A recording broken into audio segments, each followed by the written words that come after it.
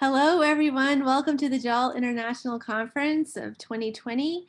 Today's speaker is Amy Little, and her presentation title is Lowering Student Anxiety in Online Classes. Take it away, Amy. All right, thank you, Gretchen. Yes, my name is Amy Little, and I'm an instructor at Tokyo International University. I've been teaching English to international students since 1999. And my research focuses mainly on the psychology of learning and the role that personality plays in a student's experience. So I hope that you find something useful today from my presentation that you can take away and maybe use in your own classroom. Just a quick agenda of what we'll be talking about today. I'm going to start with some background about my story and why I became interested in this topic. We'll talk about student anxiety, the affective filter, and I'll give you 3 strategies to take away from the presentation, things that you could possibly use in your own classroom. Okay, so the background of my story and where my research really begins is that on the way to my first teaching job, my mom said something that I'll never forget as I was walking out the door. She said, "Be nice to the shy ones." And I thought, what an interesting thing to say. I didn't expect that at all. And I wondered, why would she tell me to be nice to the shy ones? Because it was my plan to be nice to everyone. And I was very confused by that statement. But she meant the students like her, the students who enter the classroom, they have a knot in their stomach, they're panicky, praying they don't get called on, they freeze up when they have to talk in the class. And this is how she always felt in a classroom. And I didn't understand that for many years, being an extrovert and being the one who was asking the questions and answering the questions and had no fear of speaking. It was very hard for me to understand that fear. So when she said, "Be nice to the shy ones," it really resonated with me for the past 20 something years. And that's what I've based my research on. So I started to realize after teaching for a few years that outgoing students had a decided advantage over shy students in the language classroom. Shy students do extremely well in a lot of other areas like math or history or things where they can listen and not be expected to produce a lot in class. But in a language classroom, you have to produce if your goal is speaking fluency. So what could I do to help these shy students? So let's first look at, what does student anxiety look like? And I'm sure that you've had loads of students like this. We all have.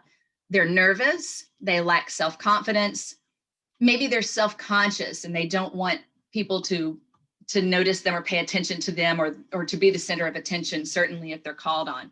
They're reluctant to participate. Maybe they can't speak, and even if they know the answer, you can call on them and they can't get words out or they can't get the answer. And you know that they know the answer, but they just can't get it out. They may be restless, they may be fidgety, maybe they're staring off into space, daydreaming, trying to get away from this uncomfortable situation. So I tried a few tactics before I realized what I should be doing. You know, as a new teacher, when my mom said, "Be nice to the shy ones," and I talked to her a little more about that later, and she said, "Just don't call them out and embarrass them." And I thought, well, why would I embarrass them? But again, she meant by something very, very, very small. I could just ask them a question, but they weren't quite ready for it, or they weren't prepared to answer, or didn't know I was going to call on them. And they could become very embarrassed, panicky, not be able to answer, and that would make them feel very self-conscious. And so I thought, okay, I'm just not going to call on the shy students at all. That will solve this. I'm not going to embarrass them. I'm going to let them be comfortable and quiet over here, and I'm just going to call on the ones that I know are really willing to participate. And I think a lot of new teachers get into this because you always have this small group. Sometimes it's only one student, but usually a couple that are very willing to participate in class. And those are the ones that the teacher usually goes to because they're easy and you know that they're okay with answering. You know they probably do have the answer, or at least they've got something that they can produce and not be embarrassed or worried about. So I started not calling on the shy students. After a while, I realized this is a total disservice because they're not getting any talk time. They're not improving their spoken language because I'm not giving them the opportunity. So, and this was in my very early years of teaching. A little while later, I thought, okay, I'm going to flip it around. I'm going to call on the shy students all the time because if I do it a lot, they'll get more comfortable and they'll be used to doing it. And so I did this for a while, realized they weren't getting any more comfortable. They were still nervous, still scared to speak. And I talked to my husband, also a very shy person, and he said, no, you can do this a million times. It's not going to make them less shy or make them have any easier time doing it. And I thought, well, I've tried everything. What can I do? And that's where I really started to research it. And I realized that with my mother, who is so shy, she's not shy around our family. She's not shy around her friends. She's not shy in a situation where she's comfortable. And so I thought, okay, I have to make it comfortable in the classroom. And this has been my goal for about 18 years, maybe, after those first few years of not knowing what to do. This has been my goal in every classroom because I've always taught adult learners and mainly the college age learner. And I've always been surprised that at 18, 20, 22, these students still soak up everything almost like a child, like a, you know, that anything that you teach them and they can learn it. There's not a barrier and they don't struggle with things the way that I do in my 40s, like with language. They can pick it up quickly if the conditions are right and if they're comfortable. So my goal has been to make a comfortable classroom. If the student is comfortable, they can produce more language. And that's kind of where my story has taken me. So we can't talk about the language classroom without mentioning Stephen Krashen and the affective filter. So the affective filter, I'm sure that you know about this. I studied about it in grad school. It's a psychological barrier that prevents a student from learning. It's a wall that the student has up. There's actually evidence to show that language cannot get to the language acquisition part of a student's brain if this affective filter is high. If the wall is very high, the student is not even getting it. So you can teach all you want, the student's not going to get it. They're not going to receive that if their affective filter is too high. But if they are comfortable, then they can produce the language. I thought this was a really good quote. A learner who is tense, angry, anxious, or bored will screen out input, making it unavailable for acquisition. Thus, depending on the learner's state of mind or disposition, the filter limits what is noticed and what is acquired. The filter will be up or operating when the learner is stressed, self-conscious, or unmotivated. It will be down when the learner is relaxed or motivated. So what we want is the affective filter to be down. We want the student to be relaxed, to be motivated, and being motivated is a whole other conversation. But if they're relaxed enough, maybe they can get the input. And one of my favorite quotes, because it's so related to my research and what I've tried to do as an instructor, we acquire language in one way and only one way, when we get comprehensible input in a low anxiety environment. They said that if the anxiety level is high, for other subjects, it's better, it's okay. If math class is stressful, you can still learn math. You can still learn some other subjects. But when it's high in a language classroom, you can't produce the language that you need to. Okay, so why is this important now? This research I've been doing long before COVID-19 happened. But now, why is it so important? Well, because of my husband's research in retention and on students uh, belonging and staying in college and becoming successful, I've learned that the number one factor that determines the student's success when they're in college is a sense of belonging. I thought it was something else. I thought it was um, maybe preparedness, or maybe they had good study skills and so they could do well at college. But it's a sense of belonging. During COVID-19, students aren't even seeing each other except in a little square during class on a Zoom screen. How in the world can they feel a sense of belonging to anything? A lot of my students in their big classes say that their camera is turned off the entire class. They never get to see anyone. They don't even know who the other students are. The teacher doesn't know them, and it's very isolating. So we're going on now so many months of students having this type of education, and the sense of belonging is just not there. So what can we do as instructors to create that sense of belonging and therefore um, help the students have a lower affective filter? We need to tear down the wall, especially during this pandemic. We need to tear down that affective filter so that students are confident enough and have the sense of belonging so that they can learn the language. They need to form friendships. They need to form bonds with the teacher. They need time to meet other students, because in a non-COVID environment, students would be hanging out outside the classroom. They would be talking before and after class, maybe during class.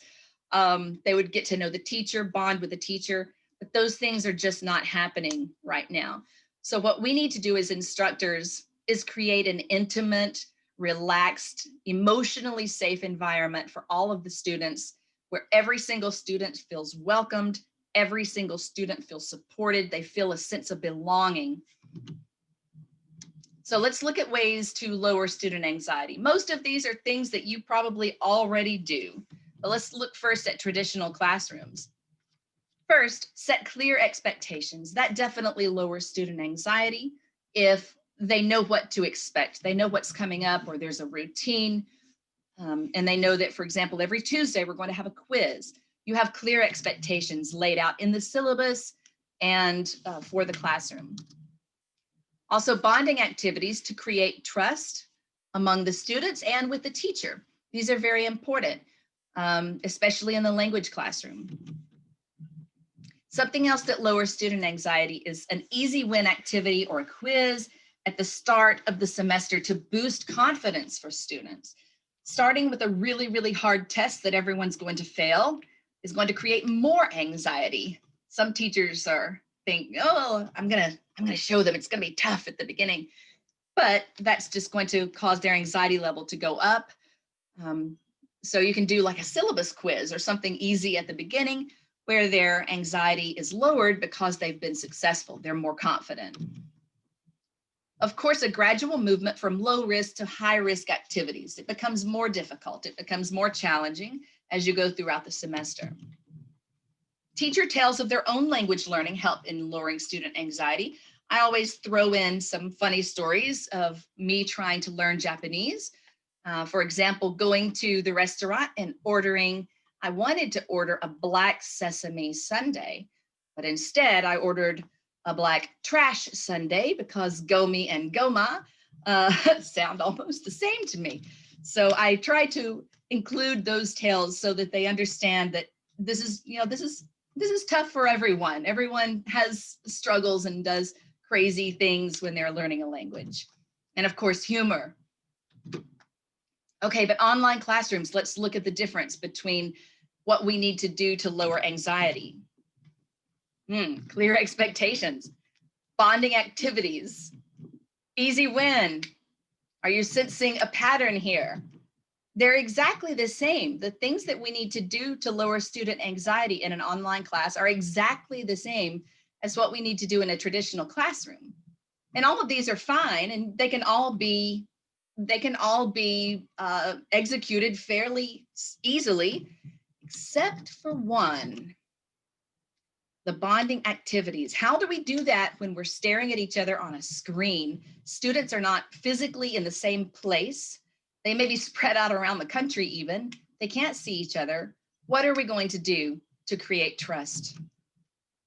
So I want to give you 3 strategies for lowering student anxiety. First way, you can establish a team. And I mean that in almost a literal sense.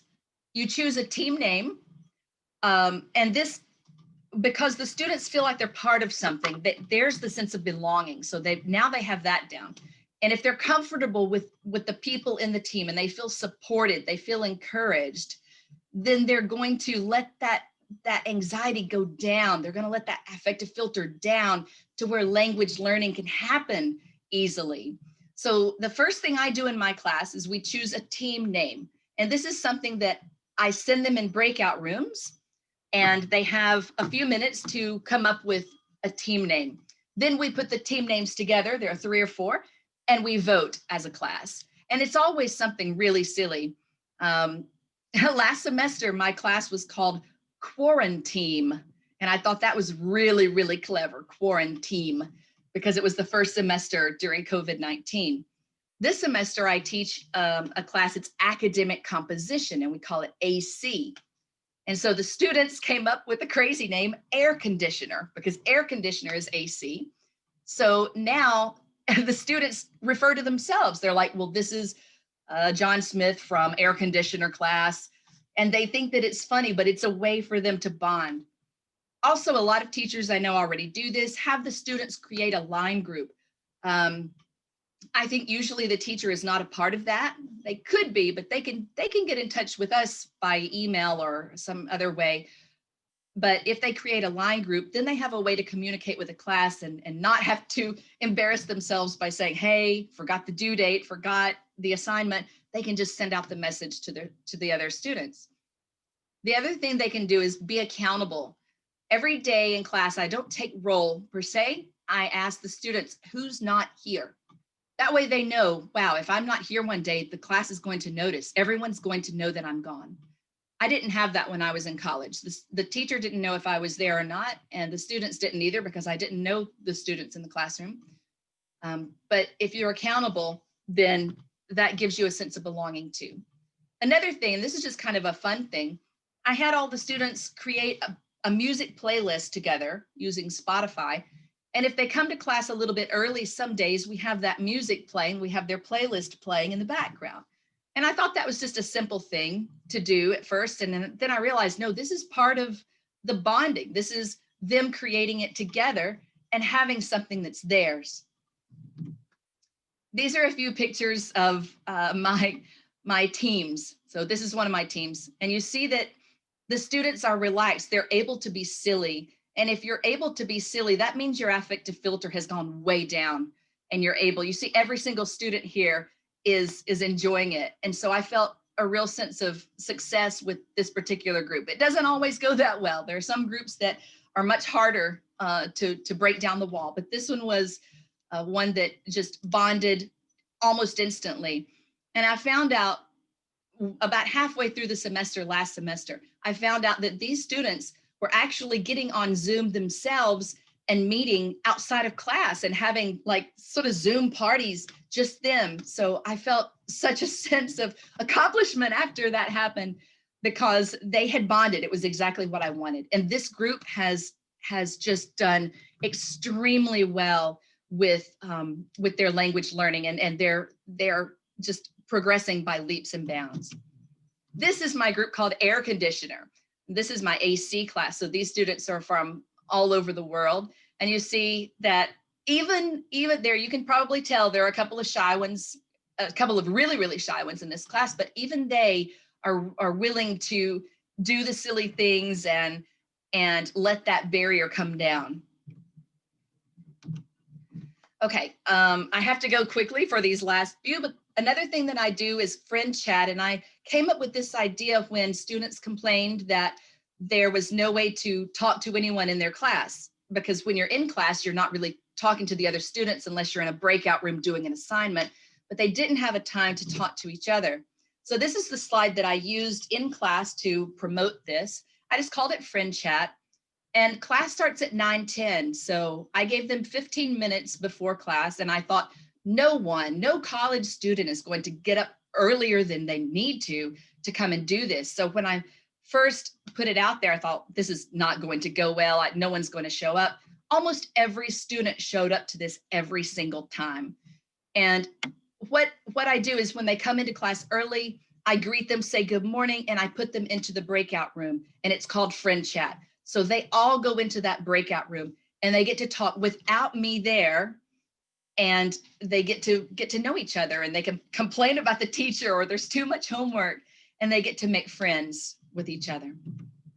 The last thing I do is a group check-in. I do this once a week with my students. I started it during the pandemic because so many students were struggling with the same things, especially my ones that were my international students who were either separated from family, had lost jobs, were worried about their family in their home country.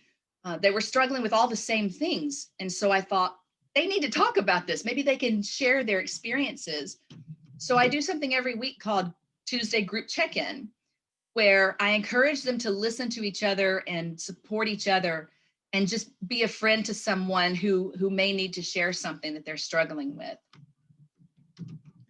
Okay, so a low affective filter. This is what it looks like. The student is relaxed, they're confident, eager to participate in the class. They're curious, maybe they ask questions or they seek more input. They're more receptive to input that they receive. They can speak when they're called on. Now, even my shy students, they're not afraid to answer, and they have the answers, and they're motivated to learn. And this is just a quote. This is just something that I strongly believe, that we as instructors set the tone of the classroom, whether it's face-to-face or online. And if we create the right conditions, then the possibilities for learning are truly and absolutely endless. All right, thank you very much for attending my presentation, and I hope that you got something useful out of it. Thank you very much. Okay, everyone, let's unmute our microphones and give Amy a round of applause for a seamless presentation. Thank you, Amy. Thank you. Let's see, we have 3 minutes for questions. Okay. Anyone have a question? Please unmute yourself and ask, or put it in the chat and I will ask her. Hold on, I can't see everyone right now, so, okay. Anyone have a question? Hi, Gary. Texas, yes, I'm from Alabama. I see Gary Wolf there, a fellow Southerner. There are not that many of us here, I think, in Japan. I'm from Kentucky. Really? Yeah, someone from Kentucky yesterday on the train platform. He was a student at my university. Oh, fantastic. And had to come and say hi. Let's see, Chen Hello. Leap, who's talking? Marnico? Yes, I've got a question. Oh, fabulous. Did you have any feedback from student side about your activities? Oh, absolutely. I do. I always do a lot of reflection in the classroom. I do at various points. Actually, every month I ask them to evaluate their progress and what's going well for them, what's not. And students across my Japanese track and my English track classes were had a lot of praise for the idea and said that that all the things that we were doing were very useful to them. So because I could see what I thought was the progress from them doing it, but maybe that wasn't, maybe it wasn't a cause and effect type thing. Maybe they were doing well because of something else, but at the end, they all said that they felt more at ease and they felt comfortable because of getting to have these opportunities, and that they appreciated it because in their other classes, like I said, they didn't have the opportunity because either the class was too big or they didn't have time to do that. There's no way to do that. Once you get into Zoom, you're not usually hanging out with the other students. You're there with the teacher and getting ready for class. So yeah, I was shocked when they came earlier than class was supposed to start. When they all showed up, I thought no one's going to come to this, and they all did. I was surprised. Great. Cool. Thank you very much. Thank you. There are questions for Amy. Oh, Chan Leap in the chat says, may I have a copy of your presentation slides? Yeah, sure. Can you, let's see, can you, I don't know if there's a way to put that on JALT, like on the, somehow post it somewhere. I haven't seen. I think we can. If you put it in the chat, she can get it. And I can ask if we can put your slides on the Okay. website, but I'm not sure. Right. Okay. Sure. Actually, Carol, the your video email. recordings will be posted to the JALT International YouTube channel. I don't know when. So any presentation that you've missed, if it was recorded, it will be up there. Let's give Amy another round of applause before I turn off the recording. Good job, Amy. Thank you. Can I suggest we also give Gretchen a round of applause? She's the room manager and the volunteer, and the volunteers have just been busting their butts all week. Yes, thank you, Gretchen. Thank you. Thank you. Thank you. You are my last presentation. I'm a little bit teary-eyed because it's all over. Okay.